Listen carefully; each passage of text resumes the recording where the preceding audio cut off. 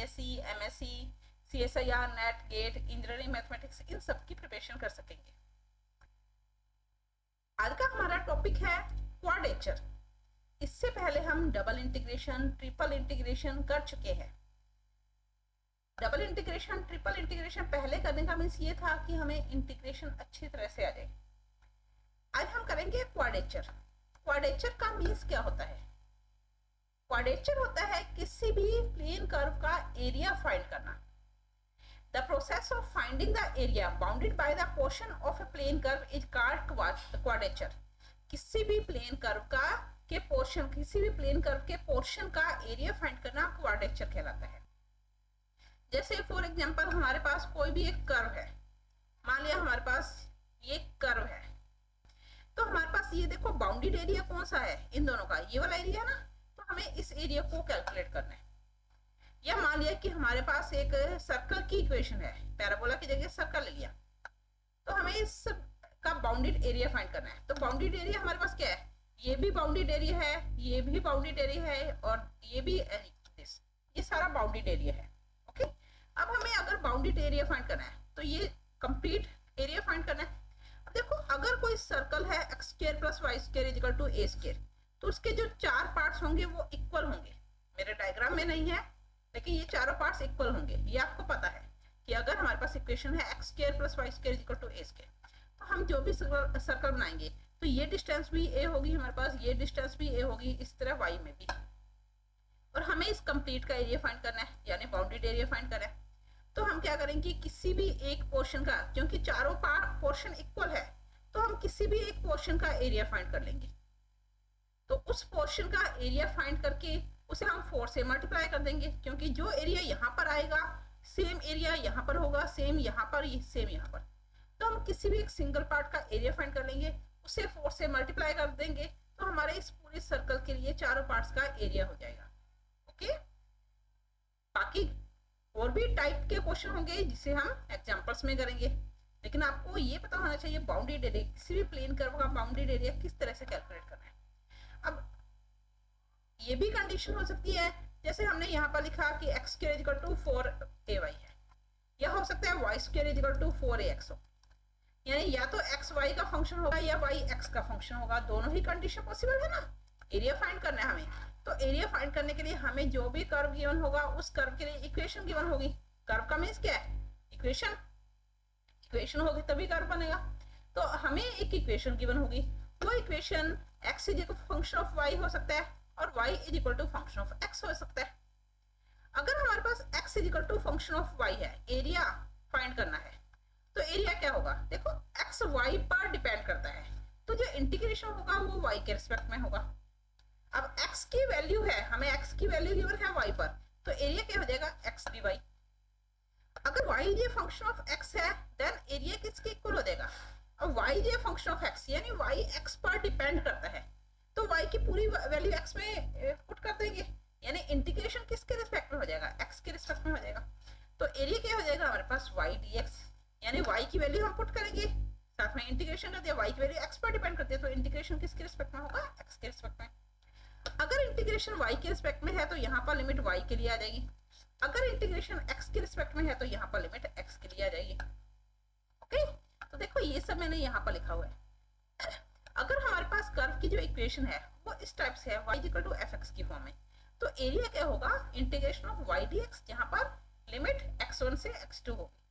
अगर हमारे पास कर्व की equation x equal to fy की फॉर्म में है, तो एरिया x dy के इक्वल होगा, जहाँ पर इंटीग्रेशन की जो लिमिट है वो c से d यानी y1 से y2। ओके, अब किस तरह से क्वेश्चन को करना है ये मैं आपको कुछ एग्जांपल्स में बताती हूँ। तो देखो फर्स्ट एग्जांपल क्या है हमारे पास, फाइंड द एरिया, हमें एरिया फाइंड करना है included between the following curve. यहाँ पर हमें एक कर्व गिवन है, कर्व क्या है, x y square is equal to 4a square 2a minus x and its asymptotes, और किसी भी कर्व और उसके एसिम्पटोट्स के बिटवीन के बीच का एरिया फाइंड करना है। अब देखो कर्व तो आपको पता है कि कर्व ये है, एसिम्पटोट्स, अब इसका मीन्स क्या है कि कर्व और एसिम्पटोट्स के बीच का एरिया फाइंड करना है, या कर्व का एरिया फाइंड करना है, या कर्व और लूप का एरिया फाइंड करना है, आपको कुछ कंडीशन गिवन होगी। ये जो कंडीशन गिवन है ना, ये लिमिट के लिए है। आप बिना डायग्राम बनाए इसकी लिमिट को कैलकुलेट कर सकते हो।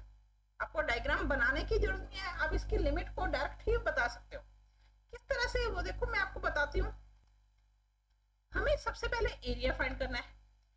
कर्व क्या है हमारे पास, इक्वेशन ऑफ कर्व क्या है, हमें गिवन है x y square is equal to 4a square 2a minus x. ये हमारे पास कर्व की इक्वेशन है। इसे हम फंक्शन ऑफ y बनाएंगे या फंक्शन ऑफ x बनाएंगे। अब देखो x में एक से ज्यादा स्टेप है, तो हम यहाँ से y कैलकुलेट कर लेते हैं। वो आपकी इच्छा है, आप x भी कैलकुलेट कर सकते हो। हम यहाँ से y कैलकुलेट कर लेते हैं। तो x से डिवाइड हो रहा है, तो 4a स्क्वायर, x से डिवाइड किया तो 2a divide by x minus 1।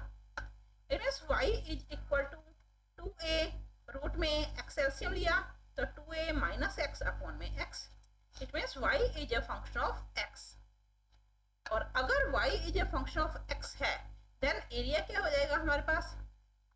अब y x पर डिपेंड करता है, तो सोचना नहीं है, y x पर डिपेंड करता है, तो एरिया क्या होगा यहाँ पर dx। y की वैल्यू हमें गिवन है, तो y dx। लिमिट किसके लिए आएगी, x के लिए आएगी ना, तो x1 x2, यानी हमें x की दो वैल्यू फाइंड करनी है। अब क्वेश्चन में देखो x की दो वैल्यू फाइंड करने के लिए हमें कर्व और एसिम्पटोट्स के बीच का एरिया फाइंड करना है। तो जो दो लिमिट आएगी, पहली लिमिट कर्व से होगी, दूसरी लिमिट एसिम्पटोट से होगी। यानी एक लिमिट कर्व से होगी, एक लिमिट एसिम्पटोट से होगी। कर्व का मींस क्या होता है, ये हमारे पास कर्व है x y square is equal to 4a square 2a minus x. अब लिमिट के लिए देखो, मैं आपको लिमिट के लिए बता रही हूँ बिना डायग्राम बनाए।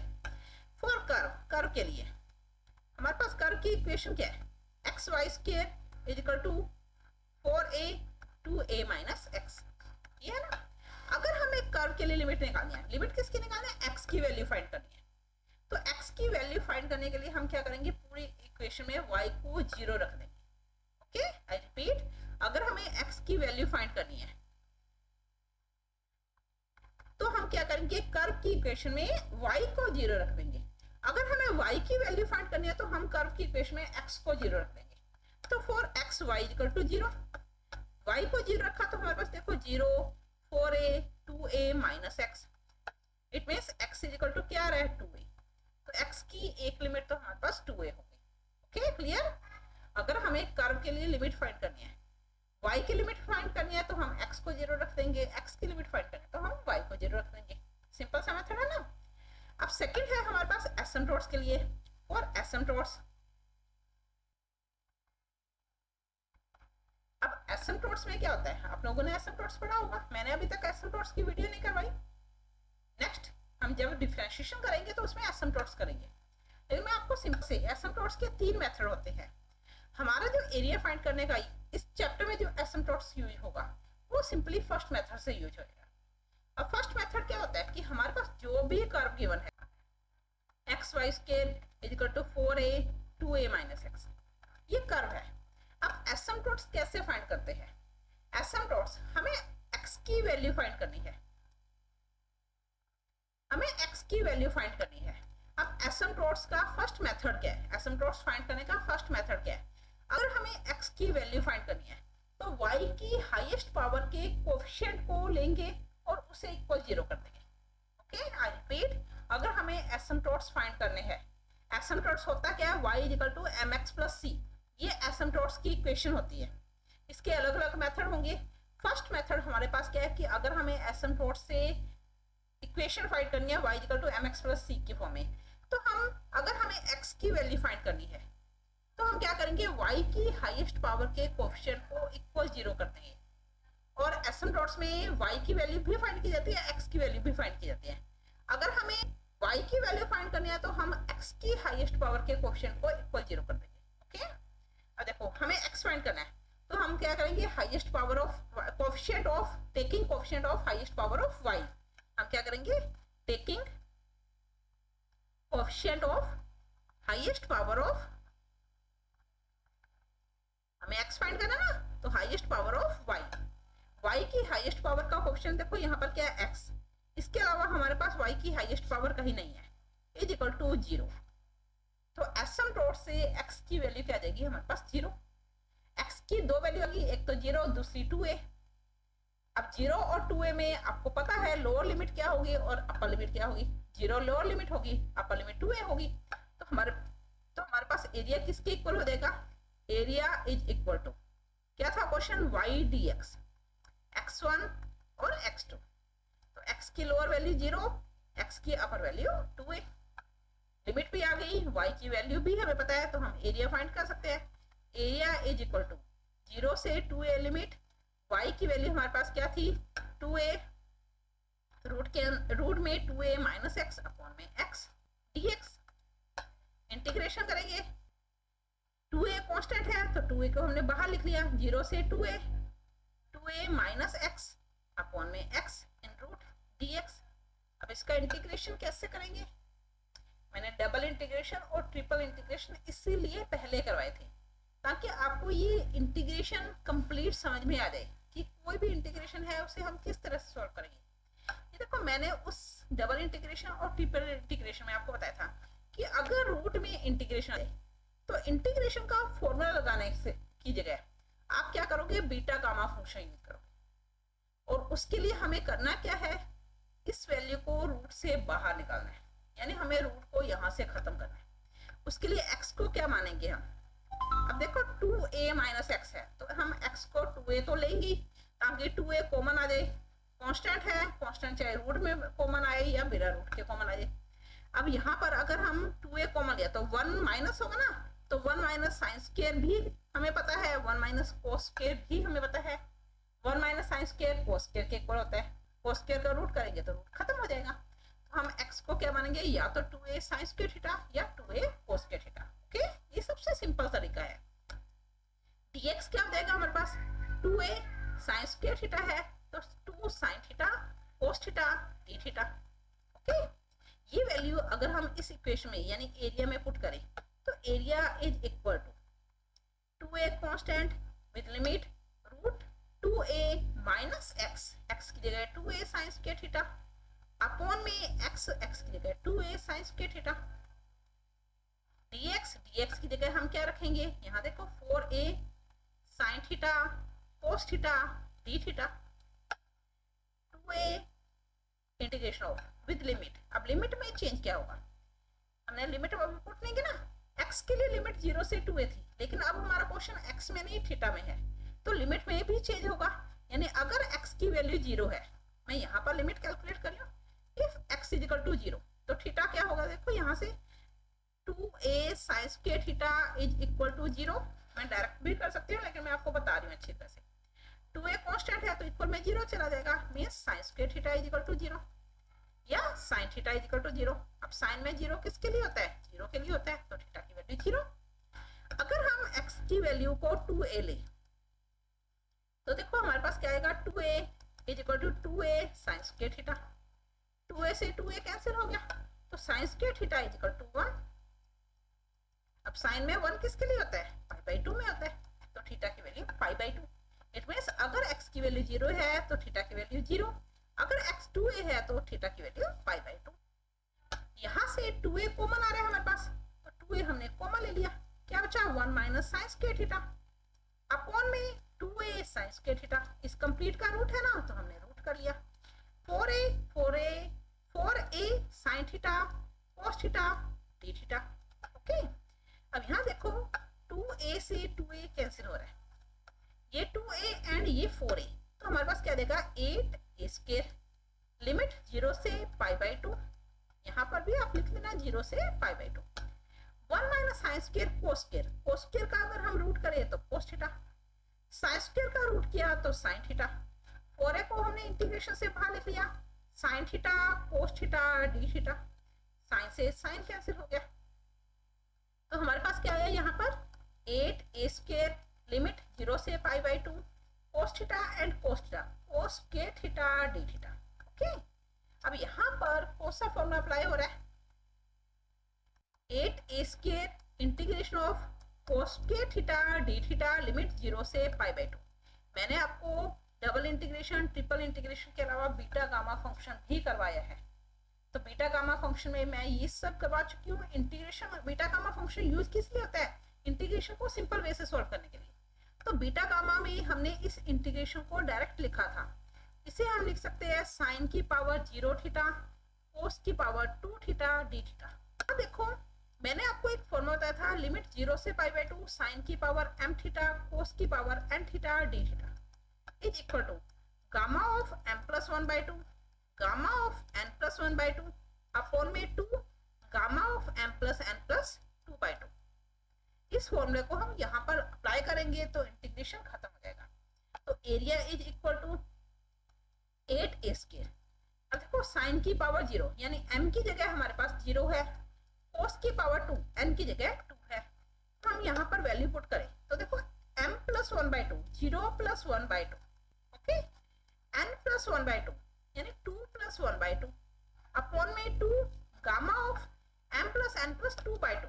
m की वैल्यू हमारे पास 0, n की value 2 plus 2 divide by 2। 8a square 0 plus 1 1 by 2, 2 plus 1 3 by 2, 2 2 और 2 4 4 बाई 2। गामा ऑफ 2 हमें पता है 1 के इक्वल होता है, 2 4 जा 8, तो ये क्या देगा 4a square. Gamma half root pi, gamma 3 by 2 को हम 1 बाई 2 गामा 1 बाई 2 लिख सकते हैं, अपॉन में गामा ऑफ 2 को हम 1 लिख सकते हैं। अगेन ये देखो 2 2 जा 4 2a स्क्वायर, ये रूट पाई और gamma half again root pi और रूट पाई पाई हो जाएगा तो 2a स्क्वायर पाई यानी 2 पाई a स्क्वायर। तो एरिया किसके इक्वल हुआ 2 पाई a स्क्वायर। Okay clear. अब देखो मैंने आपको एक स्टेप और बताया था, आपको याद होगा जब मैं अभी टॉपिक करवा रही थी, ये हमारा एरिया हो गया कंप्लीट है क्वेश्चन, लेकिन मैंने आपको एक स्टेप और बताया था कि मैंने आपको बताया था कि अगर हमारे पास एक सर्कल है और इसका बाउंडेड एरिया फाइंड करना है तो हम किसी भी एक पार्ट का एरिया फाइंड करेंगे और उसे 4 से मल्टीप्लाई कर लेंगे ताकि कंप्लीट एरिया आ जाए।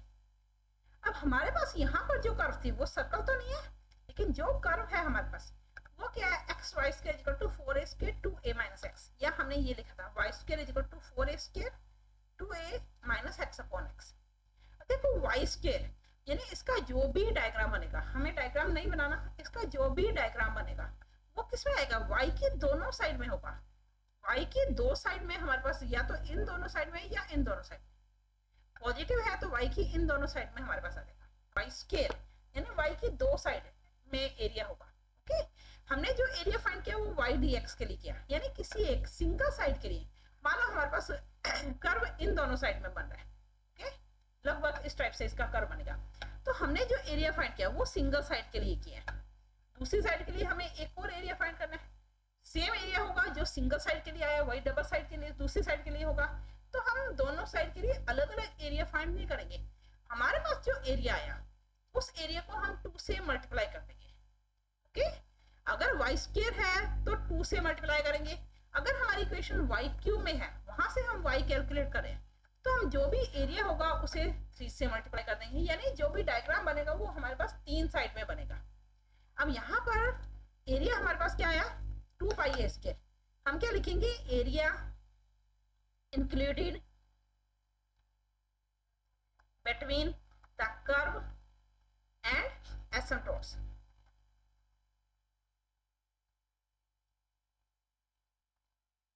एज ये हमारे पास हो जाएगा, इससे हम डबल कर देंगे तो ये आ जाएगा 4 पाई a स्क्वायर या 2 मल्टीप्लाई 2 पाई a स्क्वायर। इसे आप स्टार्टिंग में भी कर सकते हो और एंड में भी कर सकते हो।